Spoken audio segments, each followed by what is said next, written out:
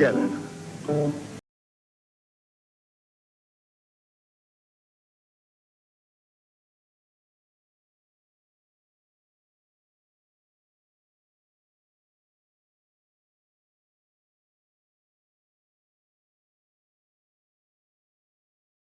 I think of all the parts I've ever played, Kazantzakis, not the picture, but right. Kazantzakis got under my skin. I think his book about giving advice to God is one of the greatest books in the world. And he and I had the similar experience of psychological sicknesses about parts. And I was playing the Pope. And I see, you said it so casually. Yeah, I was playing the Pope. You played the, yes. But the day that they said, Mr. Carrillo, will you accept the responsibilities of being the Pope? And I realized what the responsibilities were. I mean, representing 800 million Christians. And I looked at the camera, and the director said, cut. He said, we're coming in for a close-up.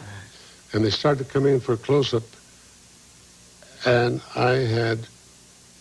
my eyes were full of styes. And was that, you think it was a sign? I know it was a sign. I know, because I'd had it before about something else. Right. And so the doctor said I couldn't continue the picture. That was the shoes. Shoes of the fisherman? Shoes of the fisherman, yes. And I had to go to bed, be in bed and be in a dark room for 10 days and just think of my sins to purify myself, so that when the camera came to me and said, will you take on the responsibilities, I thought, if not me now, who? If not now, when?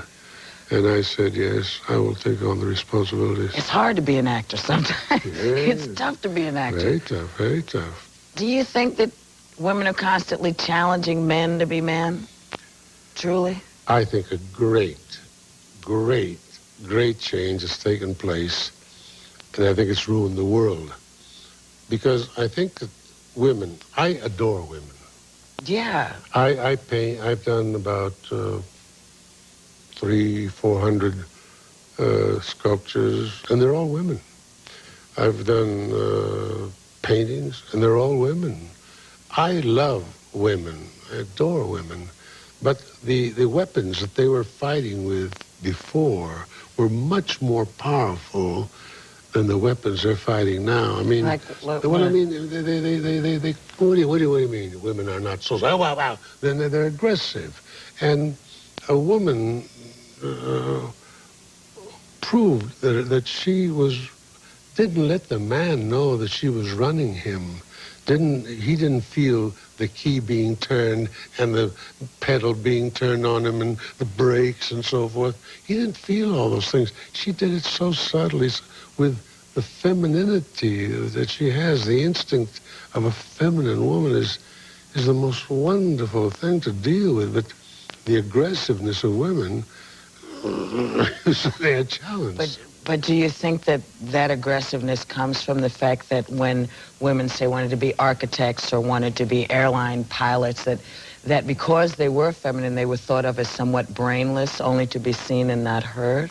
Because probably most men are not as advanced in their beliefs about women's capabilities and look at them from purely the front visual of what they believe. That ain't bad, honey.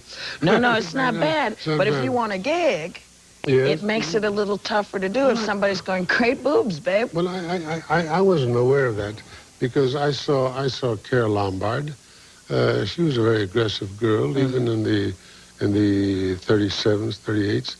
And she was aggressive. Greta Garbo was very aggressive. Gloria Swanson. But they suffered. Betty Davis. Betty Davis was very aggressive. But she knew more than most men working with her. And she was an exceptional woman.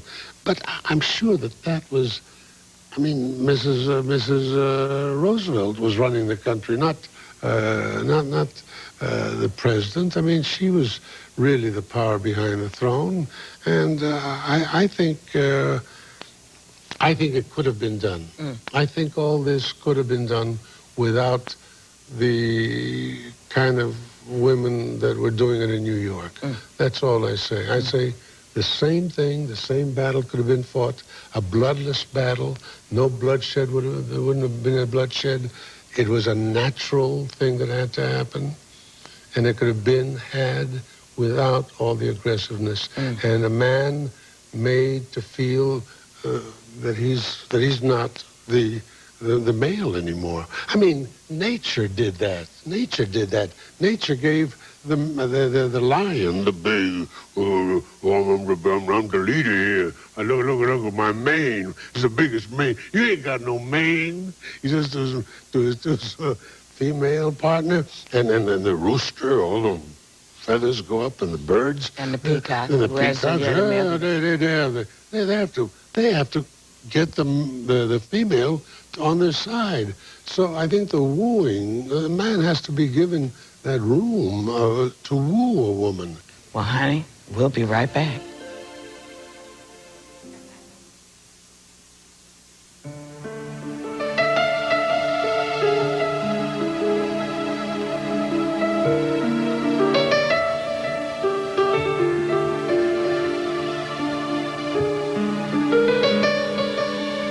These are my quote cards, so that I don't, look at this thing that's behind me. But, which led me to ask you this, because the quote says that you said, I have no feeling of accomplishment in my life. Is that so? Well, when I was 12 years old, my father died. And he left me a great responsibility. He was one of the greatest men. I mean, he was only 29, and I was 11. And you say, what can a 29-year-old man say to, Jesus Christ was only 33, and he said some pretty great things. So a 29-year-old man can almost get to be saying great things. And my father was a great teacher, and we lived in the east side of Los Angeles. And he said, someday get out of here, kid. Get out of here and go and climb the highest mountain you can. And by that he meant, of course, be somebody. Right. And I've always had a feeling that I climbed hills, and I still climb, by the way, really, every morning, get up and climb hills. But I climbed half the mountain. And I looked down and I said, boy, I've come pretty far up. I mean, what's the use? What's the use of getting up there? I'm happy halfway up the mountain and have a wonderful view and so forth. But I still, and I'm sorry because I'm climbing and I hope to get up to the top of the mountain. I feel getting on top of the mountain is very important because that's where your destiny is. That was my... the art of archery, for instance. Right. That was what I learned in the art of archery, that you have to aim for that. And once you aim, you can't change the aim. Because I started that aim at the age of 12. And I've got to get to the top of the mountain before I say goodbye to the world. Sitting over here listening to this is like an epic tale to me. We're going to make it small. But it is representative, I think, of the way that most people view Anthony Quinn as this epic man with this huge passion to go after the things that move him. My father was a cameraman. My father worked as a cameraman at a studio called Zelig's. And in those days, the studios were much different than they are now. In those days, each studio was a specialist at one thing. Some of them made great westerns. Some of them made great musicals. MGM was the greatest musical maker in the world. And they all had different specialisms. And this studio my father had, they went and made all the animal pictures. And I started going there when I was about 7 or 8 years old.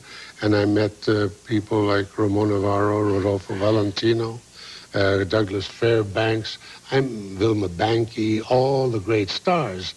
And one day my father came home, and I was 9 years old, I think, and my father came home and he said, Tony, tomorrow they've got a part for you, and they want you to come and do it. Mr. Zelig thinks that you're wonderful for the part. And I said, oh, gosh, that's wonderful, Pop. But I got so scared. I didn't sleep all night. I woke up with a terrible fever. What were you afraid of? I was afraid of seeing the future, of seeing what I've become, of becoming an actor. I was terrified of it. I didn't believe myself as an actor. I was painting, I was sculpting, I was doing other things. Well, you must have had a pretty good feeling about Lust for Life. Well, Lust for Life was a wonderful, wonderful, wonderful experience because I worked with Vincent Minnelli, one of the truly, and I hope I'm sorry you never had the chance to work with Vincent Minnelli, one of the sweetest, most wonderful, most creative directors in the world. He really told you so much about the character. What do you know about toil? When have you done a stroke of manual labor in your life? Well, I have. I've dug ditches in the stinking heat of the tropics. I worked in the docks in weather so cold my hands froze to the ropes. And I can tell you there's nothing noble or beautiful about it. I did it so I could go on painting. I didn't have a brother to support me.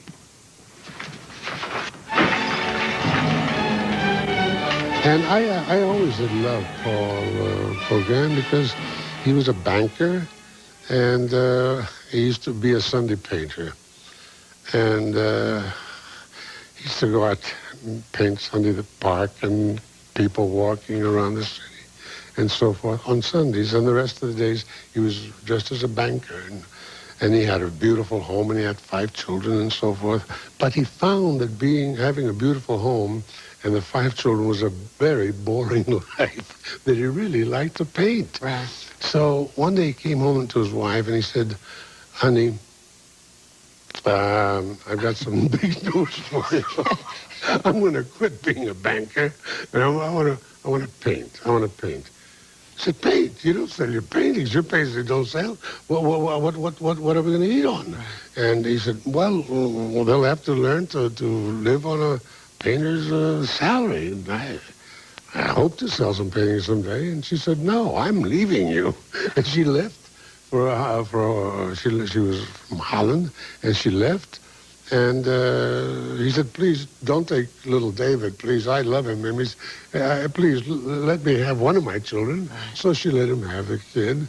And he So like an early version of Home Alone. At the age of about 35, I think it happened, to change your life, to say, that's what I want to do.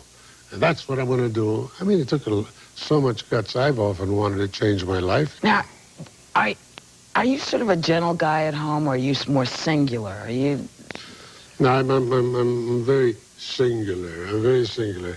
I'm singular too. That's why I live a very strange life. I have maybe 3 or 4 friends in my life, and I say really close friends. I have one friend, and that's all. My other friend just died, and I miss him terribly. And now I'm on my own, and I don't mind it. I'm into this studying of religions, and but not. When I was young, I was a fanatic about religions. I was a preacher for Amy Semple McPherson. I was a holy roller, and I was. Then I went to study with Huxley and Green and Christopher Isherwood on a Vedanta movement. Then I became a Buddhist. Then I became a Zen Catholic and everything. So, I mean, I've been through all these. I mean, religion is not a new thing to me. It's a very deep part of me. I mean, I don't go to church every week, but I think I'm very conscious of powers that be. We'll be right back. Yeah. God.